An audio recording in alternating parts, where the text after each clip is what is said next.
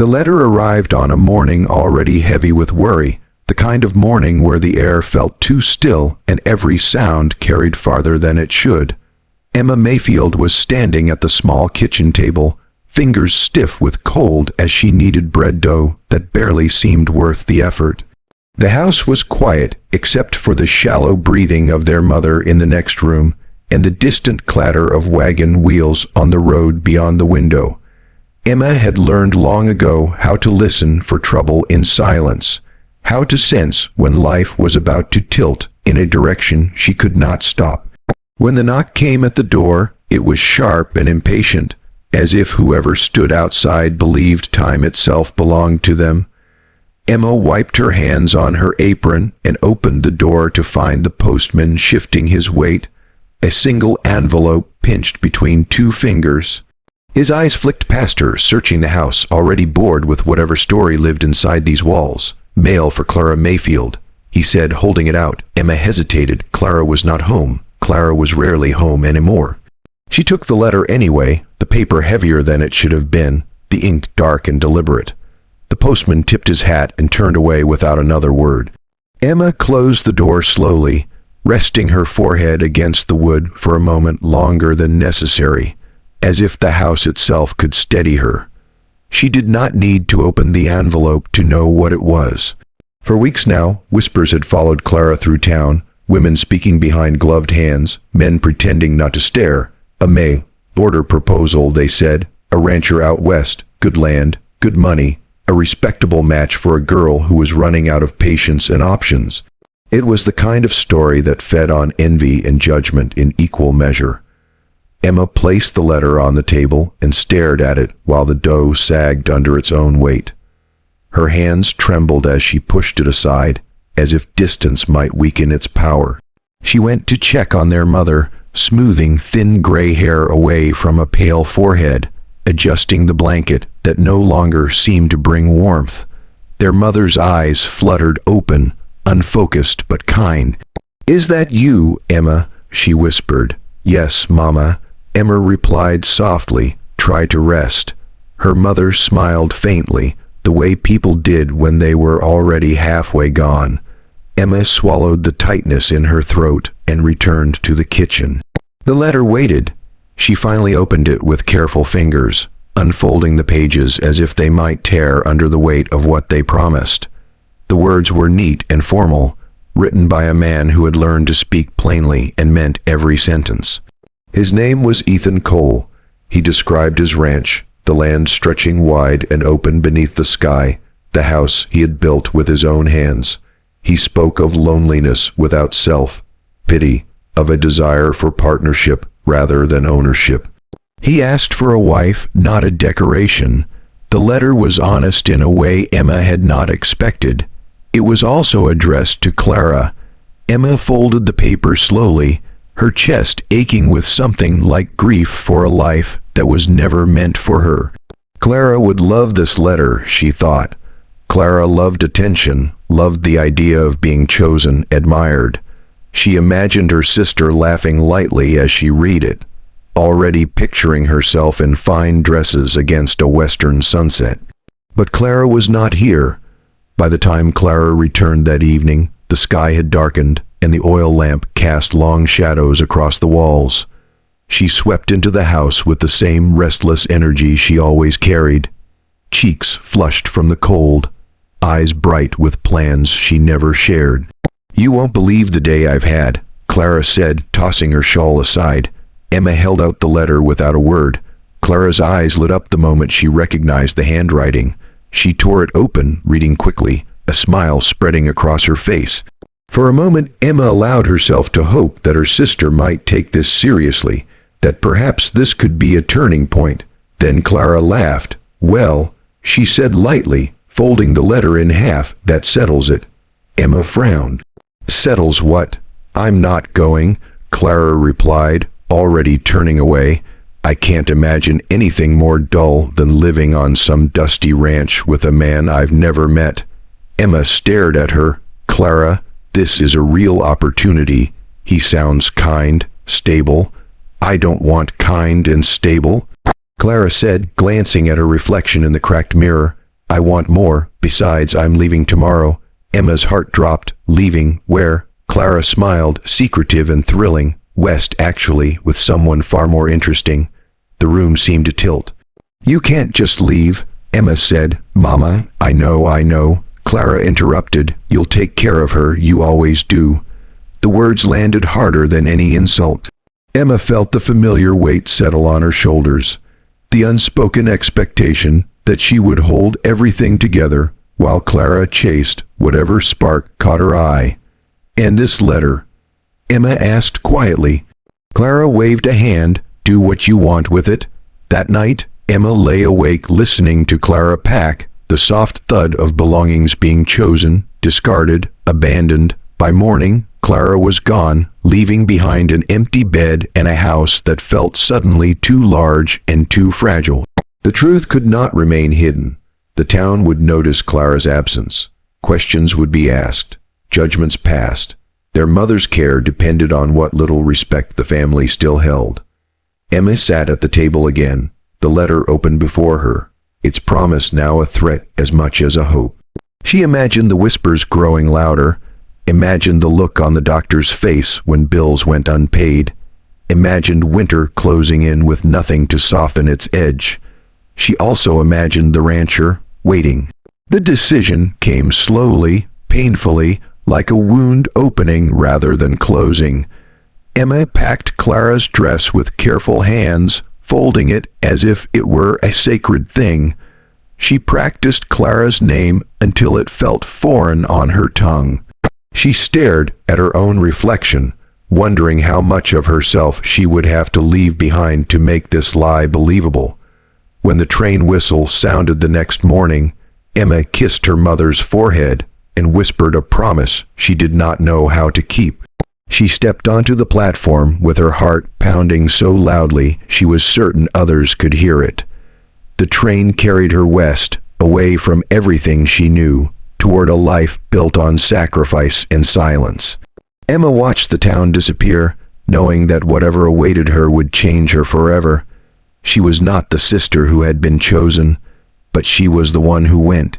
The train slowed with a long, aching cry of metal, wheels screaming against the tracks as if even the machine resisted stopping in such an empty place.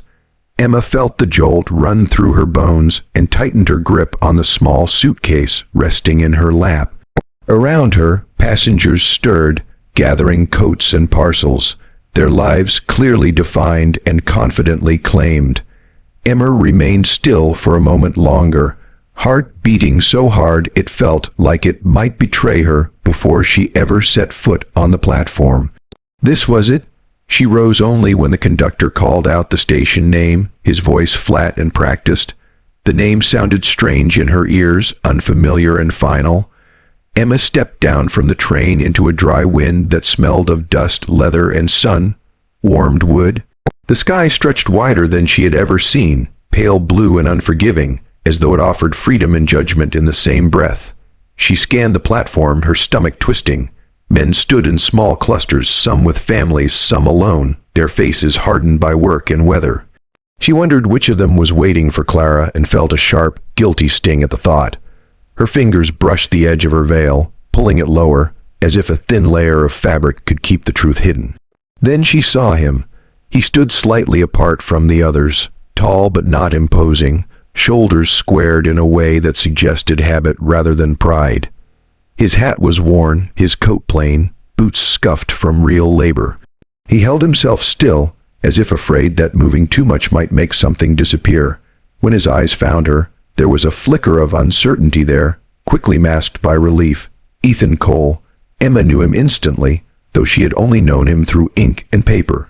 He looked like the kind of man who did not waste words, who measured life by what could be built and fixed, not by what could be promised. He approached slowly, giving her time to turn away if she wished.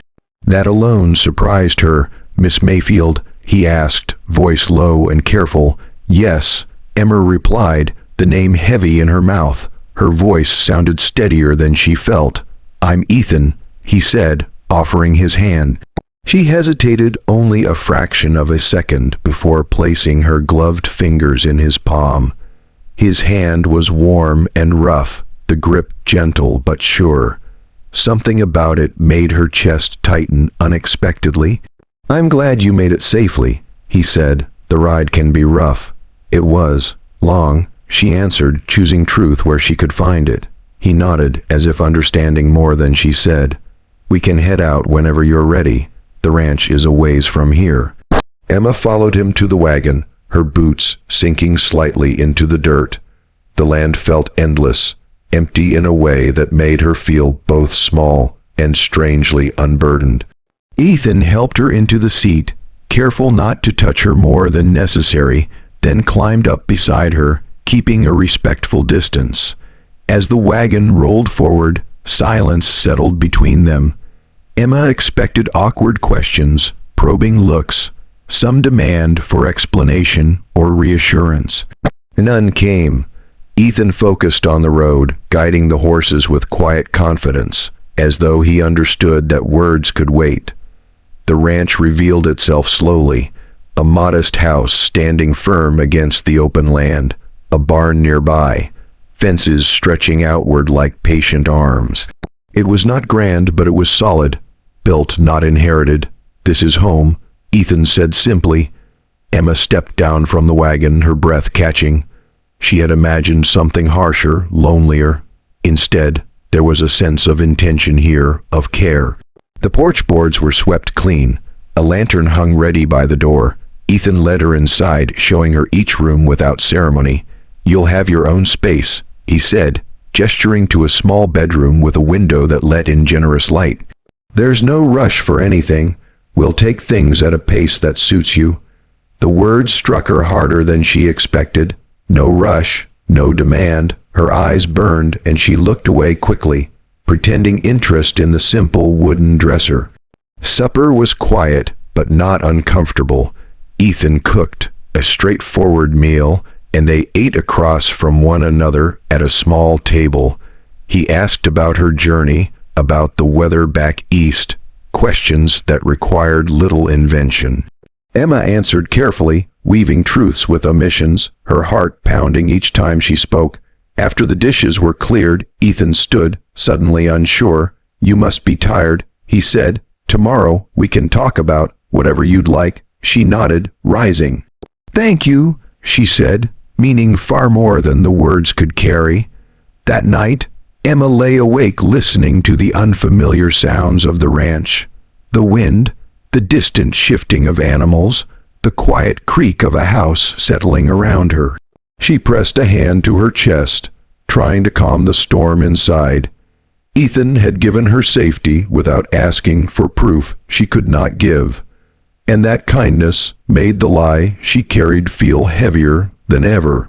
Outside, the land slept under the wide western sky, unaware that a fragile hope had just crossed its threshold, trembling but still standing. Days continued to pass, each one stitching itself into the next, until Emma could no longer tell where fear ended and habit began. The ranch had a way of demanding attention, of filling hours with necessary work that left little room for overthinking. Still, the truth lived inside her like a second heartbeat, steady and impossible to ignore. Morning after morning, she rose with the sun. She learned the sound of Ethan's boots on the porch, the rhythm of his movements as he prepared for the day. Sometimes he spoke, sometimes he didn't, and she learned that his silence was not coldness but comfort. It was the kind of quiet that allowed thoughts to exist without judgment. Emma found herself watching him when she thought he wasn't looking. The way his brow furrowed when something went wrong, the care he took with animals as though they were extensions of the land itself. He carried responsibility without complaint, and that steadiness drew her in more than charm ever could. One afternoon, as they worked repairing a fence line, Ethan handed her a hammer. Their fingers brushed briefly, a small accidental touch that sent a sharp awareness through her. She pulled her hand back quickly, heart racing, hoping he hadn't noticed. "But he had, you all right?" he asked gently. "Yes," she said too fast, then forced herself to breathe, just surprised.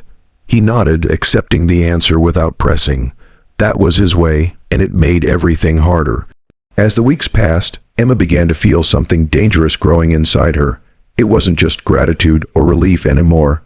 It was affection, quiet and deep, settling into her bones. She laughed more easily. She slept better. The ranch no longer felt like a temporary shelter, but a place that might one day feel like home. That thought terrified her, because homes were built on truth, and hers was already cracking. At night, she lay awake replaying conversations, measuring every word she spoke. She practiced the confession in her mind, imagining Ethan's face when he learned who she really was. Sometimes she imagined anger, sometimes disappointment, sometimes silence worse than either. In every version, she lost him, and yet, the longer she stayed silent, the more it felt like a betrayal she could not undo. The first letter arrived quietly, slipped under the door by the postman without ceremony. Emma found it late in the afternoon, the paper creased and familiar in a way that made her stomach drop. She recognized the handwriting immediately. Clara. Her hands shook as she opened it, scanning the words quickly. Clara wrote as if nothing were wrong, as if the world existed only to serve her needs. She spoke of a town full of lights and music, of men who promised everything and delivered nothing. She asked for money, hinted at trouble, complained of boredom. Not once did she ask about their mother. Emma folded the letter with care, pressing it flat as if that might contain the chaos it carried. She did not tell Ethan. She could not. The lie was already heavy enough. But the letters continued. Each one chipped away at her resolve, each request more desperate than the last. Clara's tone shifted from careless to demanding, then to sharp and accusing. Emma sent what little money she could spare, knowing it would never be enough, knowing she was feeding a fire that would eventually burn them all.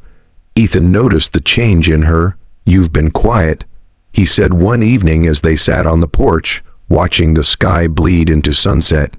"Did I do something?"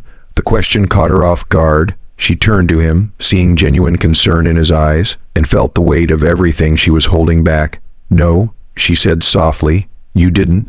He studied her for a long moment, then nodded.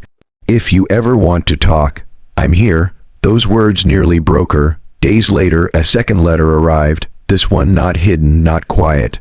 Ethan found it first, resting on the table where Emma had carelessly left it. He did not read it immediately. He waited until she returned from the barn, holding the envelope between his fingers. "This came for you," he said. Emma froze. The color drained from her face as she took the letter. She could feel his eyes on her, searching, questioning. She forced a smile, forced her hands to steady. "Thank you," she said, but the damage had already begun. That night, Ethan lay awake, staring at the ceiling, the memory of that handwriting tugging at something he could not yet name. It was familiar, uncomfortably so. He had seen it before. He rose quietly and went to his desk, pulling out the letter he had kept from the beginning, the one that had started all of this. He laid the two envelopes side by side. The truth stared back at him in ink and curves and pressure marks that did not lie. His chest tightened. The next morning dawned heavy and gray. Ethan moved through his chores with mechanical precision, his thoughts loud and relentless. Emma sensed the shift immediately. He was distant, guarded in a way she had not seen before. She knew. The confrontation came in the open field, the sky wide and unforgiving above them.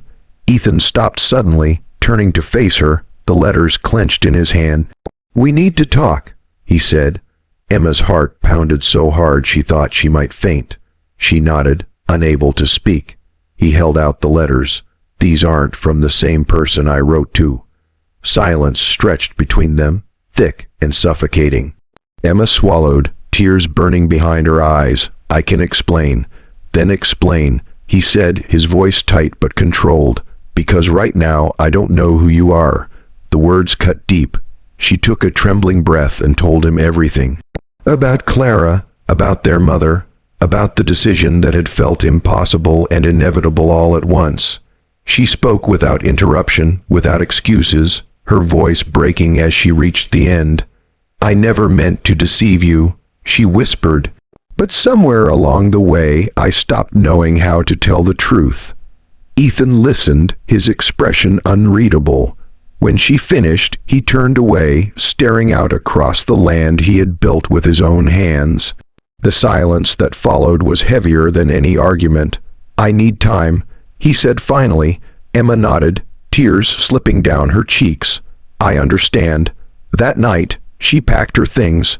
She did not know if she would leave at dawn or wait to be told to go. All she knew was that whatever happened next would change everything. The love she had never meant to feel now sat exposed between them, fragile and uncertain. Outside, the wind moved through the grass, carrying secrets it could not keep. The night stretched long and restless, heavy with unspoken words that pressed against the walls of the house like a coming storm. Ethan sat alone at the kitchen table long after the lamp had burned low. The letters spread before him, as if they might rearrange themselves into a different truth if he stared long enough. Outside, the wind moved through the grass in uneven sighs, and the sound felt too much like breathing in a room that should have been empty. He had built this life piece by piece, board by board, believing that if something was made carefully enough, honestly enough, it would stand. The ranch had been his proof that effort could turn loss into shelter, silence into steadiness. He had believed the same about the woman who had come to him on that train. He had believed the calm in her eyes, the quiet strength in her hands, the way she listened as if every word mattered. Now those memories felt sharp, cutting at him from the inside. Emma lay awake in the small bedroom, her suitcase half packed at the foot of the bed. Each folded dress felt like an apology she could never finish saying.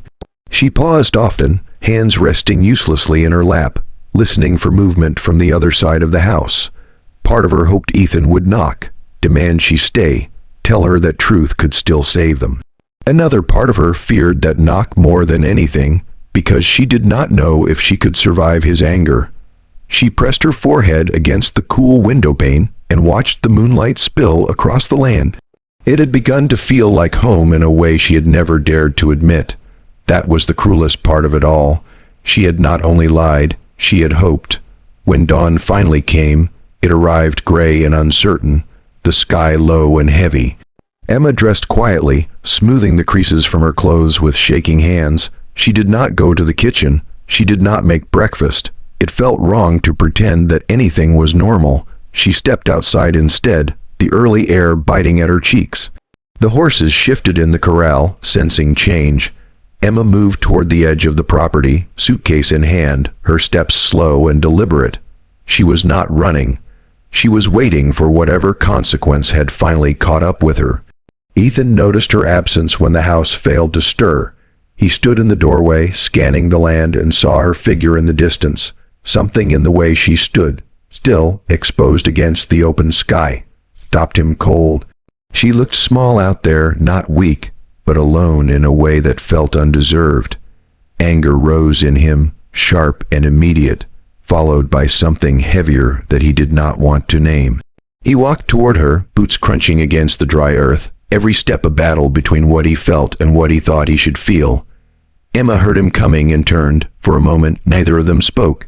The space between them felt wider than the land itself, filled with everything they had said and everything they had not. "I wasn't going to disappear," she said softly, as if sensing the accusation before it could form. "I just didn't know where else to stand." Ethan stopped a few feet away. His face was tired, drawn in a way she had not seen before. "You were going to leave?" "Yes," she said, "unless you told me to stay." The honesty of it disarmed him more than any excuse could have. He ran a hand through his hair, staring out across the ranch as if it might offer guidance. "You know what hurts the most," he said finally. "It's not just that you lied. It's that I trusted you. I trusted what we were building." Emma's throat tightened. "I know, and I don't expect forgiveness. That's the problem," he said, turning back to her. "I don't know what I expect." Silence settled again, thick and fragile. Emma clutched the handle of her suitcase, grounding herself in the certainty of leaving if she had to. "I never wanted to take anything from you," she said. "I came here because I thought it would protect my family. I stayed because I forgot how to leave." Ethan closed his eyes briefly. Images surfaced unbidden. Emma laughing quietly at something small. Emma working beside him without complaint. Emma listening as if his words were worth keeping. None of it felt like theft. "Stay," he said suddenly, the word escaping before he could stop it. Emma's breath caught. "Stay, not because you owe me," he added quickly, "not because of some arrangement written on paper. Stay because I need time to understand what this means, and because sending you away like this feels wrong." Tears blurred her vision. "Are you sure?" "No," he admitted, "but I'm sure I don't want to decide this while I'm angry." She nodded, relief and fear tangling painfully in her chest. She set the suitcase down but did not step closer. The days that followed were strained, careful. They moved around each other like strangers learning new boundaries. Every glance loaded with questions neither was ready to ask. Ethan worked longer hours, throwing himself into labor, as if exhaustion might quiet his thoughts.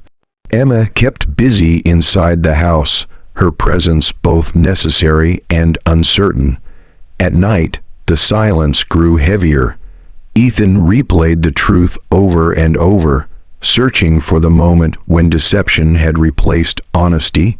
He wondered how much of what he loved had been real, and how much had been shaped by a name that was never hers. The thought that he might have fallen in love with a lie made his chest ache. Emma, meanwhile, lived with the constant awareness that each day might be her last on the ranch. She spoke carefully, never assuming, never asking for more than she had already been given. The kindness Ethan still showed her, quiet, restrained, but present, felt both merciful and unbearable. The breaking point came one evening as the sun dipped low, casting long shadows across the yard. Ethan stood at the fence line, staring out at the land, when Emma approached slowly, stopping several steps away. "I can't keep doing this," she said, her voice steady despite the tremor in her hands. "Living in the space between what we were and what we might never be." He turned to face her, the weight in his eyes unmistakable. "Neither can I." "If you want me to go," she continued, "I'll go. I just need to hear it from you. I need to know where I stand." Ethan looked at her for a long time, seeing her now without the veil of expectation, without the false name. He saw the woman who had chosen responsibility over desire, who had stayed when leaving would have been easier, who stood before him now asking not for forgiveness, but for clarity. "I don't know how to forgive you yet," he said slowly, "but I know this ranch has felt alive again since you arrived. I know the silence doesn't scare me as much when you're here." Emma's eyes filled with tears she did not wipe away. "I don't want a wife built on a lie," he continued, "but I don't want to lose the woman you've shown me either." The words hung between them, fragile but real. For the first time since the truth had surfaced, Emma felt something loosen in her chest. Not hope exactly, but possibility. The understanding that whatever came next would be chosen, not forced. The land around them remained vast and uncertain, the future unwritten. But as they stood there under the fading light, facing the hardest truths they had ever known, both understood that breaking did not always mean ending. Sometimes it meant beginning again. Morning did not arrive all at once. It crept in slowly, pale light slipping across the land as if uncertain it was welcome. The ranch woke the way it always did, with the low sounds of animals shifting and the wind moving through dry grass. But something underneath it all had changed. The air carried tension, not sharp like anger, but stretched thin, like a rope pulled too tight. Emma woke before the sun fully rose. She lay still, staring at the ceiling, listening to her own breathing. For the first time since arriving, she did not know what the day would demand of her. There was no role she could easily slip into now, no borrowed name to hide behind. She was simply herself, exposed and waiting. She dressed quietly and stepped outside. The sky was washed in soft gray, the horizon blurred. Ethan was already awake, working near the barn, his movements steady but distant. She watched him for a moment before gathering the courage to approach. Every step felt deliberate, like crossing uncertain ground that might give way beneath her feet. "Good morning," she said. He looked up, surprise flickering briefly before settling into something guarded. "Morning." They stood there, the space between them filled with words they were both afraid to say. Finally, Ethan gestured toward the fence line. "I could use help fixing the far post, if you're willing." "I am," Emma replied immediately. She followed him without question, grateful for the chance to do something familiar, something that required hands instead of explanations. They worked in near silence. The physical effort grounded Emma, the repetitive motion of lifting, hammering, steadying. Ethan focused on the task with an intensity that suggested he was grateful for the distraction. Occasionally their eyes met, and something unspoken passed between them, cautious but present. Hours passed that way. When they stopped to rest, Ethan handed her a canteen without comment. Their fingers brushed again, this time lingering just a fraction longer than before.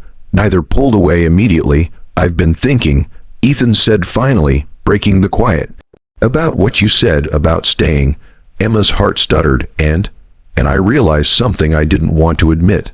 He continued, "I'm afraid, not of being lied to again, but of opening myself up knowing I might get hurt."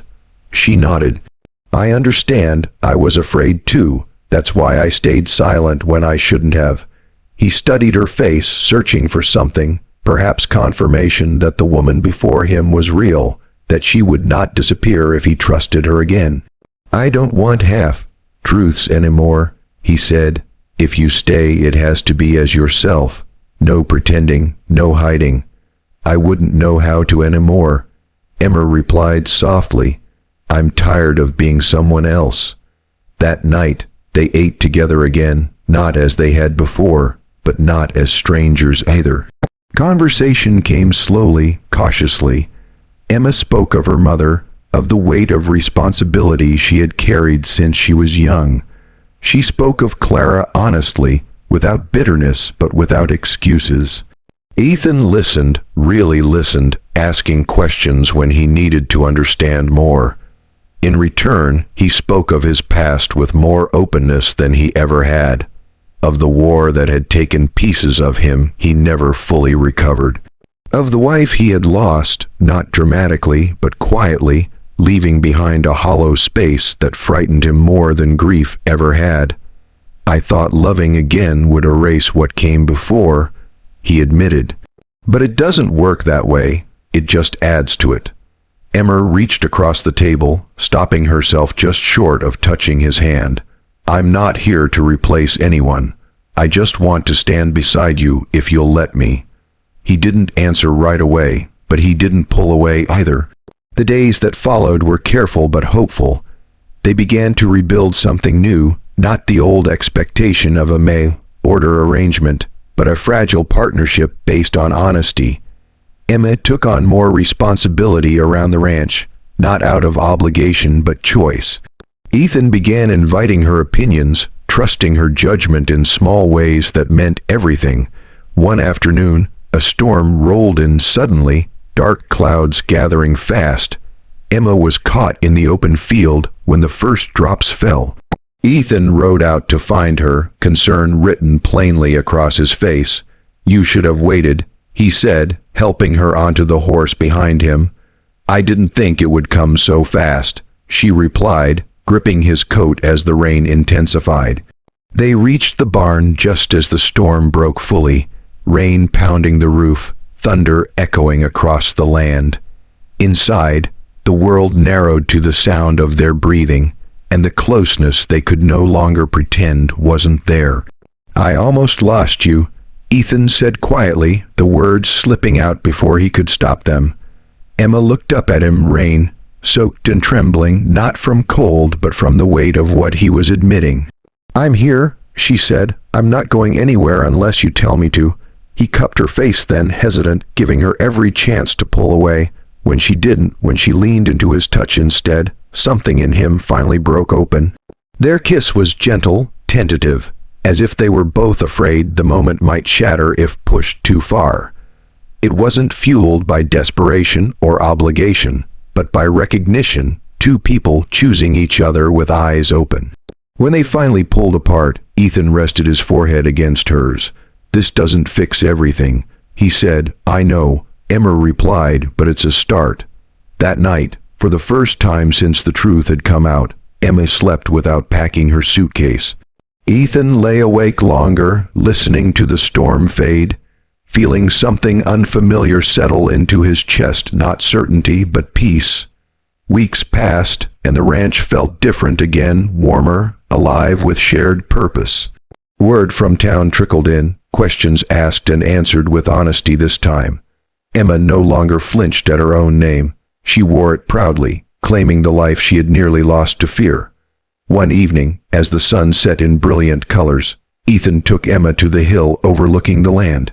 They stood side by side, the wind tugging gently at her hair. "I don't know what the future looks like," he said, "but I know I don't want to face it alone." Emma smiled, tears shining in her eyes. "Neither do I." He took her hand then, openly, without hesitation. And in that simple gesture, more promises were made than any letter could ever hold. The past still existed. The wounds had not vanished, but they no longer defined what came next. For the first time, Emma felt truly chosen, not as a substitute, not as a solution, but as herself. And Ethan, standing beside her, realized that love built on truth, even when it began in brokenness, was stronger than anything he had ever known. The day they chose did not arrive with ceremony or certainty.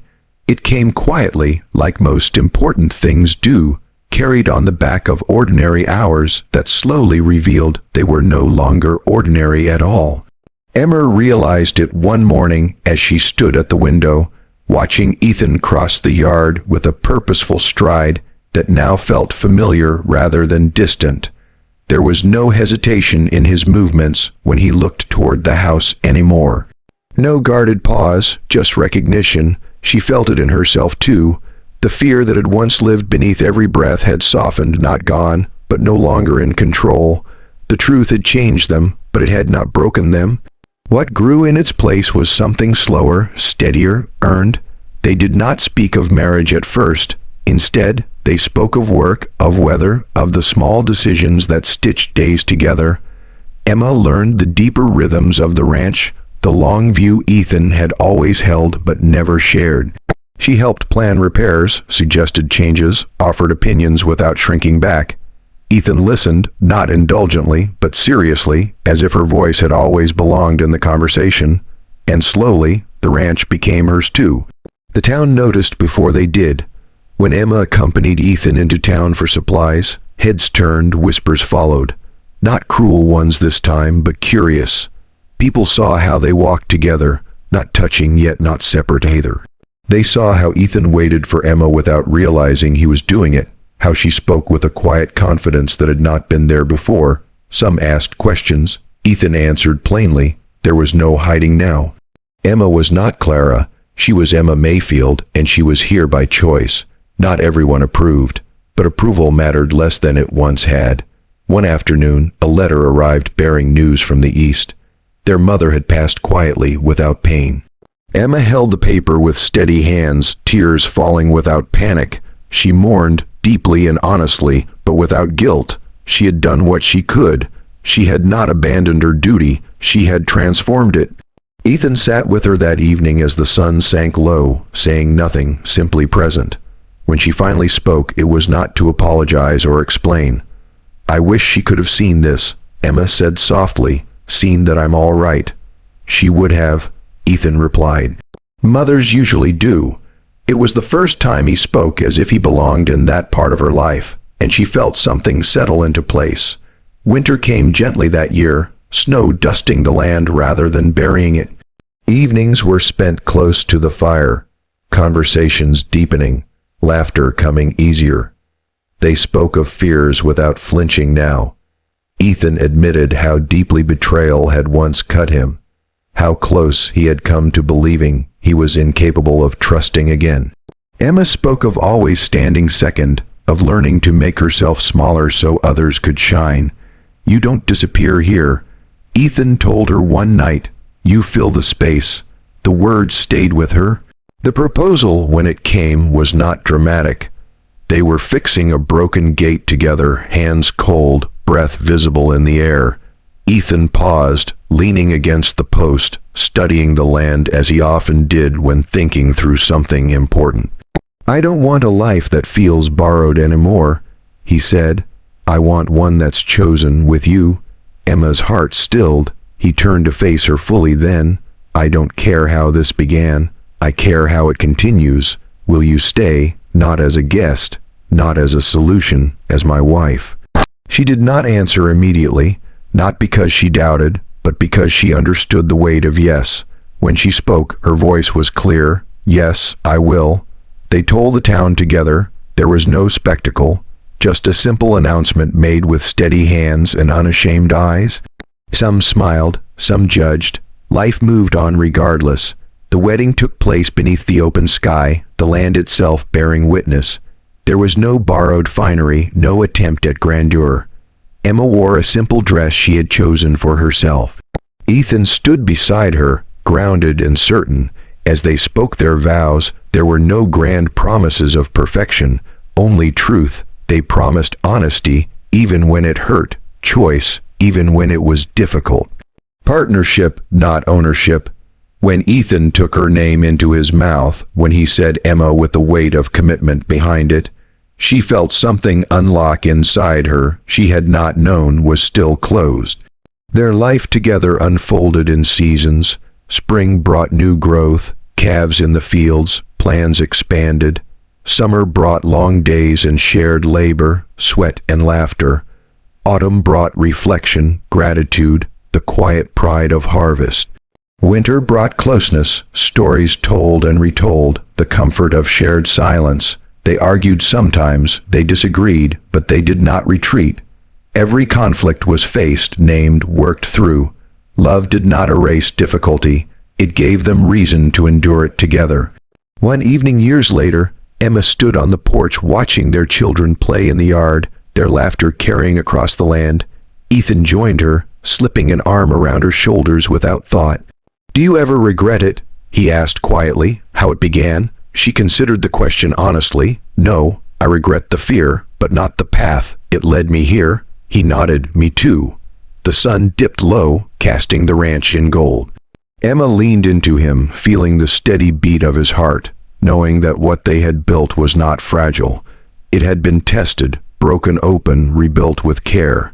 She had been sent instead of her sister, but she had stayed as herself. And in the wide, unforgiving land of the Wild West, where survival demanded truth and strength in equal measure, that choice had given them something rare and enduring, a love that was not arranged, not assumed, but chosen every single day.